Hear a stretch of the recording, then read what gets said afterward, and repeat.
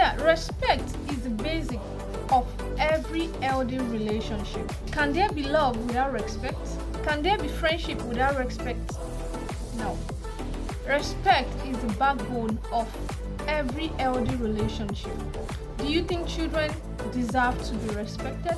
Yeah, definitely for me, I would say yes. I would say yes, that children need to be respected. Yes, I think so. I think they deserve some respect. Before I proceed, I would like to introduce myself once again.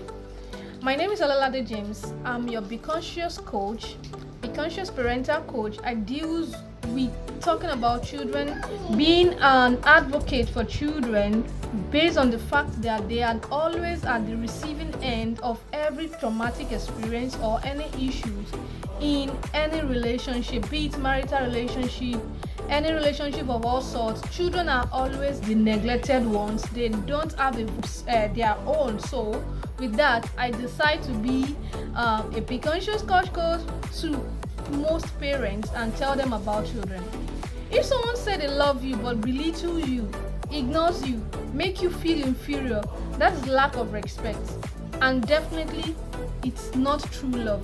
Then if you claim you love your children but you don't respect their emotion, you don't respect their mental health, then I don't know what the word love means to you. I don't know what it means to you. Just imagine as an adult, your friend, your best friend, someone you know, you truly trusted and know as your own good friend, maybe possibly your childhood friend, disrespected you or treat you superficially. To you, that is not true friendship. It's exactly what will go wrong in your mind. It's not true friendship, because it's not just enough to love a person. You also have to treat them right. This as well go along for children. They don't feel loved if you don't treat them right. So it is not just enough to treat a person, to love a person, but also to treat them with dignity. Only then they can feel love. Same applies to children. If their emotion is not being respected, their mental status is not being respected, their voice is not being heard, and whatever they do is not being seen, definitely they don't feel love, no matter what you place as a priority to define your own love. If it cannot be in their class of identification of love, definitely they don't feel love. I believe, as most adults would have known, there are classes of love. There are ways to feel love as an adult. People tend to relate to love from maybe sharing things with them as an adult, using voice words to each other, relates to each other with talking, and most especially caring and the rest. But for children, they need to feel heard, they need to feel seen, they need to be respected. When I say the word respected, I'm not talking about respect in the aspect of using a superiority words for them. I'm talking about respect in the aspect of you talking to them in a way that will not tarnish their image, that will not belittle them, despite the fact that you're trying to correct them. Talking to them in a way that will give them dignity, serve them some respect, and as well make them feel loved and well corrected. This is what I mean by respect. So like I said earlier, without respect, no relationship can stand or last long.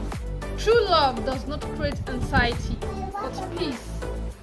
And as an adult, you know love should not make you feel unsteady, constantly in doubt, or have this feeling of fullness of anxiousness in your heart.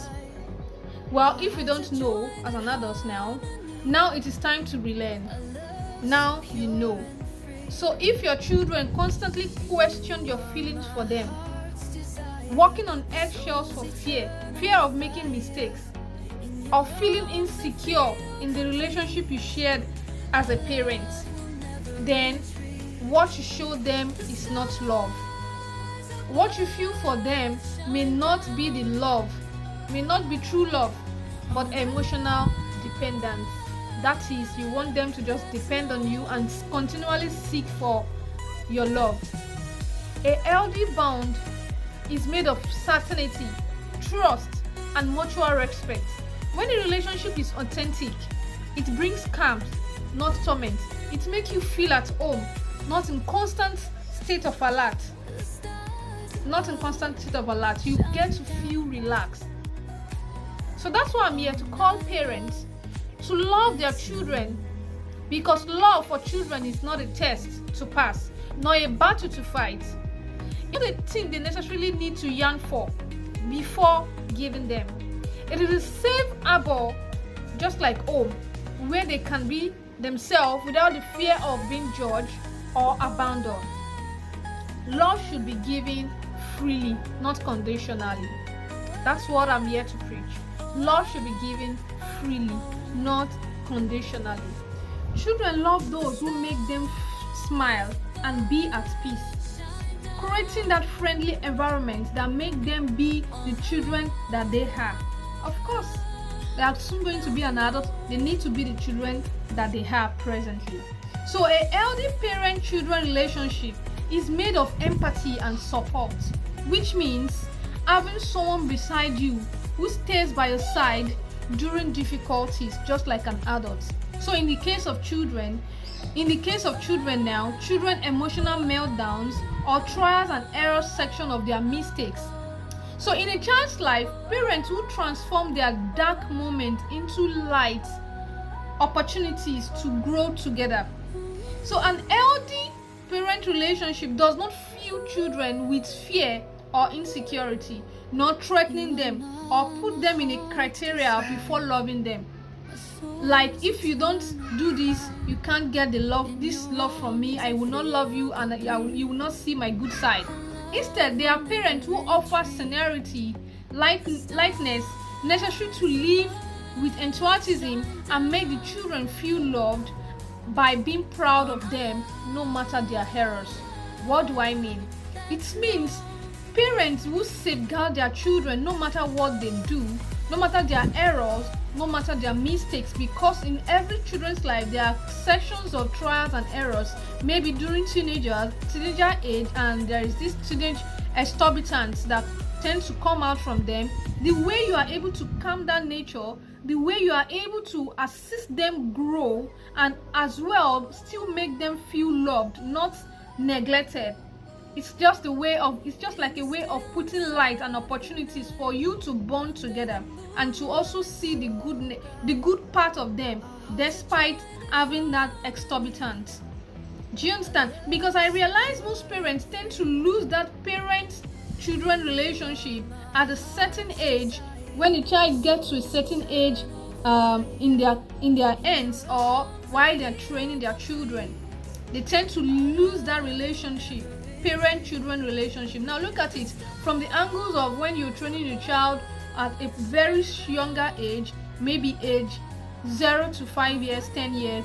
They are still very obedient. They are still very there is this loving kind relationship that still flow between the parents and the children. But it gets to a point that it begins to stretch. There's always a stretch in between, and such stretch is what we are calling attention of parents to, that we need to be conscious. Parents need to be conscious of their parenting skills such that you don't break the bond that you'll be building with your child.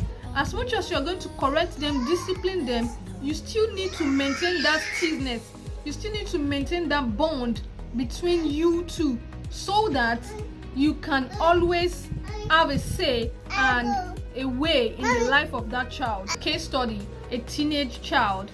When it gets to a certain age, children get to have this youthful exorbitance or teenage exorbitance, such that they might not listen to what the parent is advising them or what the parent is asking them to do, and maybe it might seem like a rebellious attitude in the sight of the parents. But if you look at it calmly, it is just a natural phenomenon that has to be exhibited. Although I am not supporting children being in a very bad behavior, but this very state of mind, or this particular state, it is when they are also feeling themselves as a human. They're feeling themselves like they have arrived, and they can now identify who they are. So they want to make choices. They want to differentiate what you say between what you say and what they want. They want to make that choices. So it is left for parents to be able to be conscious of way of handling such situation, such that it doesn't affect the parent-children relationship and it doesn't stretch the bond between them as a parent, because this is the very point whereby that child can decide, can determine if a parent or a guardian truly loves them or not. So by your attitude this time, it's what will determine if the child is going to go gaga or go finally into rebellious attitude, or the child will be tamed and kind of controlled to be able to get their attention and maintain that relationship. Does your word build or hurt? I know of a parent that constantly says to her own child that she would never amount to anything good. Please, to what benefit is it if she doesn't amount to anything good? Just because of today's errors. What is her gain? What does she stand to gain from that word? It's actually a very powerful word that even if it's not going to come to pass, it's such a hateful word to say to someone you claim you love. It's such a hateful word to even say to your enemy that you will not amount to something good. Talk more of your child. To what extent are you trying to train or discipline that child? Is it not better you even beat that child to stupor? So parents, be conscious of your words. Some parents goes as far as cursing their children for just little error or mistake driven by children negligence and emotional or mental incapacity of children owing to the level of the brain maturity. Let me explain. There's some certain age you get to before you were able to realize your errors and some mistakes that you were making while they are correcting you. That you realize these things are supposed to be done this way, these things are not supposed to go this way. So they are mentally incapacitated at that very moment. Parents need to learn that words have power. Speak to your children wisely and profoundly. Do you also know that you're speaking to their destiny? As you utter every word, things are changing, be it positive or negative. What can be a weapon or that cure your rebellious child needs? What can lift or destroy them totally? Every word you say to your children has impact, even if you don't see it right away. So let me ask you, do you talk to your children? Let me ask you, how do you talk to your children? Do you constantly criticize them for every errors, or you give them strength and appreciate their little effort? Let me give an example, an instance. In a situation where a child made a mistake yesterday and today the child is consciously correcting his or herself such that the mistake is not being repeated.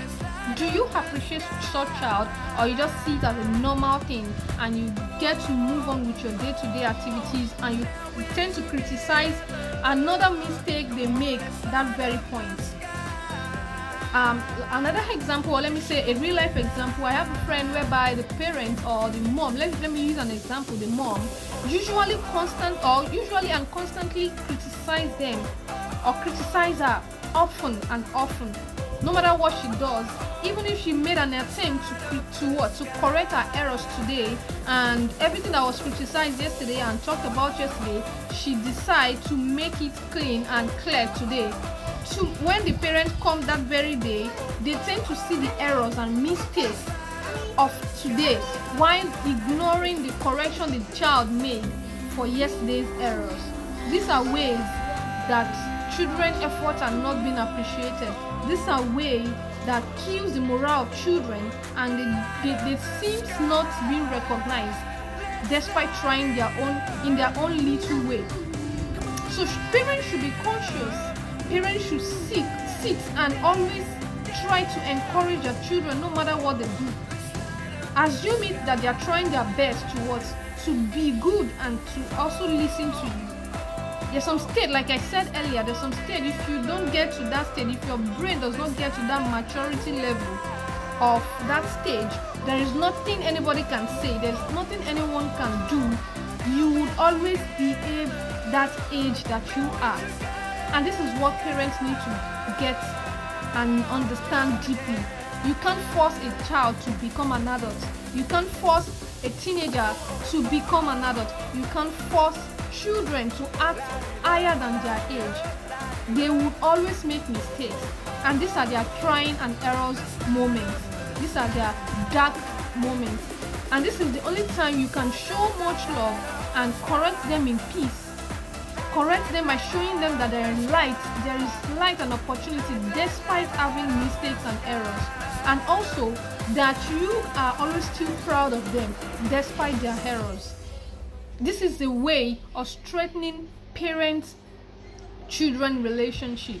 And with this, the child tends to understand more of what you say concessively, not constantly criticizing. Oh, I asked you to wash the plate today, you did not wash this, and you did not do this, you did not do that. Why not appreciate what that child does in a good way, rather than constantly criticizing what the child did not do? So let's take note of these as parents. Once again, I am a Be Conscious parental coach who derive pleasure in being a child advocate, as they are always at the receiving end to every crisis in every home. I give counsel and professional advice to parents so they can relearn and unlearn some of their skills to groom healthy children and a better adult. And in turn, the whole world is living in peace. See you next time. Bye.